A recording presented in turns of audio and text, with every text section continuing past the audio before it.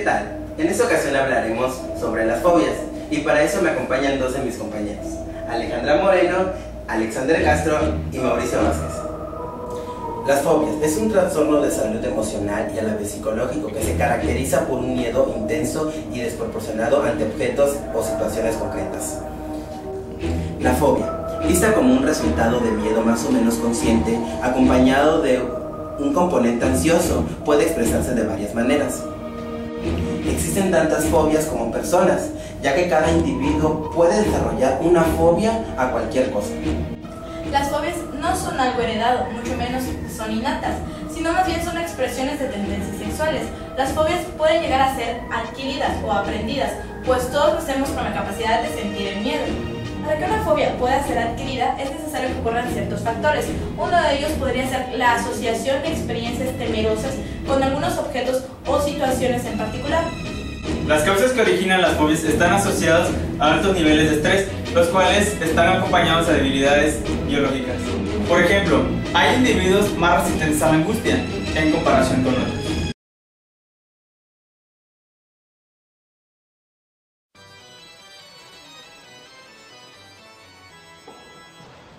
La palabra fobia deriva del término griego phobos, es sinónimo de pánico. Personificaba el miedo en la mitología griega, en la figura del hijo de Ares y Afrodita. El término fobia significa básicamente temor, pánico y terror. Agrupa un conjunto de recelos irracionales que aparecen sin causa justificada que pueden aflorar tanto en el niño, como en el adulto o el anciano. Aunque las primeras referencias que tenemos sobre la ansiedad y el pánico se atribuyen a Hipócrates, la primera descripción clínica fiable fue la realizada por Burton en su libro Anatomía de la melancolía.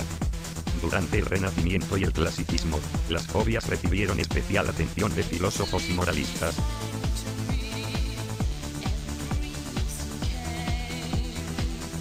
Westphal en el siglo XVII acuña el término agorafobia para designar el miedo a atravesar las plazas y calles públicas. Este mismo autor ya observaba entonces que las situaciones fogógenas no se limitaban a las plazas o las calles, sino que podían extenderse a muchos otros espacios o situaciones como el aire, las alturas, la sangre, los animales, los insectos.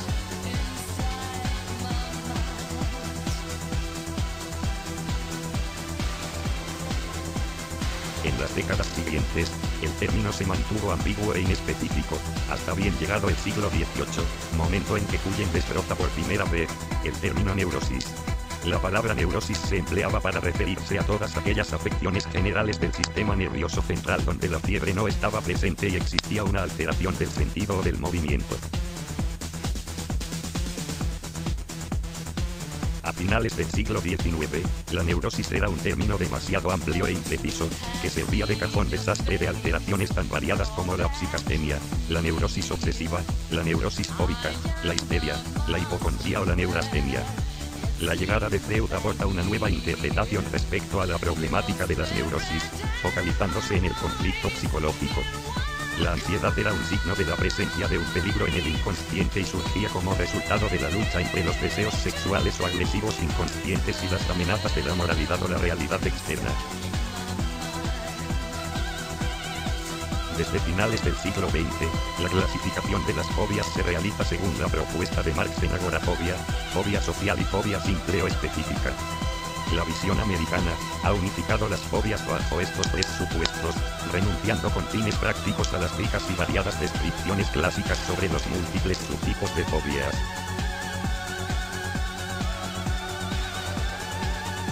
La psiquiatría y psicología actuales contemplan la ansiedad como el correlato somático del miedo, que emerge como reacción de urgencia ante la aparición de un peligro ante el que el organismo tiene dos únicas posibles respuestas: luchar o huir. Gran parte de las sensaciones que acompaña a la ansiedad se asocian al efecto de la adrenalina y noradrenalina sobre órganos periféricos. Por ello, la mayor parte de la investigación biológica actual se focaliza en el estudio de los neurotransmisores cerebrales implicados en la respuesta fogógena, que son la noradrenalina, serotonina y el GABA. Por otra parte, existe amplia evidencia de que en el estrés psicológico crónico está incrementada la síntesis y la liberación de cortisol. El cortisol Es una hormona encargada de la movilización y reabastecimiento de los depósitos de energía, estimula e incrementa el nivel de activación, el estado de alerta, inhibe el crecimiento y el sistema reproductivo, así como contiene la respuesta inmunitaria. La secreción excesiva de cortisol es la responsable de un incremento de la tensión arterial, osteoporosis, inmunodepresión, diabetes, aterosclerosis y enfermedad coronaria.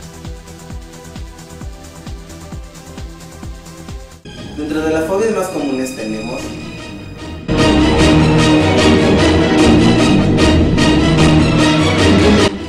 se calcula que la mitad de mujeres y el 10% de los hombres padecen esta fobia.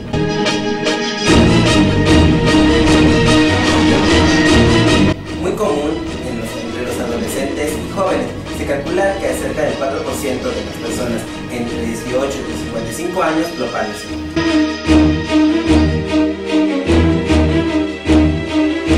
Se calcula que el 5% de los pasajeros abordan el avión sin temor a esto.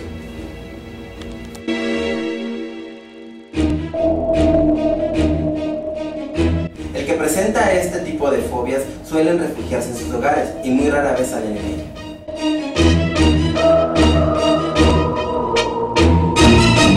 Contrario a lo anterior, se estima que entre el 12 y el 5% de la población padece de esta fobia.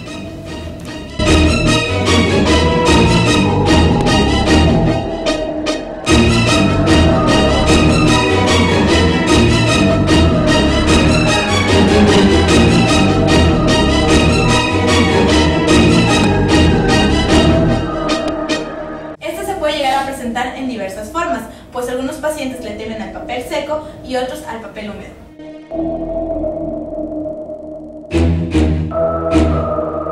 Esta fobia la padecen aquellas personas que tienen miedo a la proximidad de personas jóvenes. Esto suele darse en grupos de personas de edad.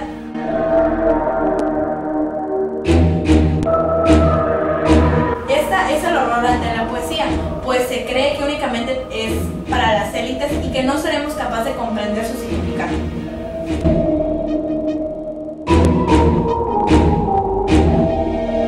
Las personas que padecen este tipo de enfermedad evitan dormir, pues temen no volver a despertar o bien se sienten vulnerables ante alguna amenaza de algún tipo.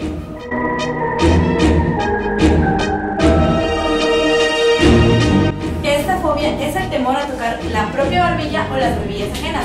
Normalmente este tipo de fobia se relaciona con algunas otras fobias relacionadas con tocar algunas partes del cuerpo.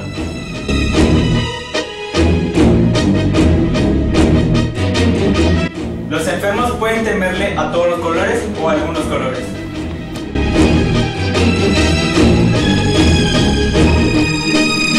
Esta podría asociarse con las superficies reflejantes y con el temor a lo supersticioso.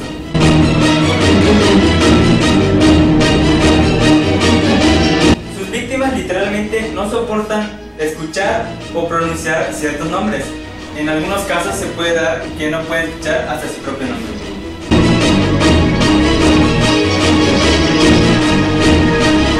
Quienes la padecen sufren todo lo asociado a una jornada laboral común.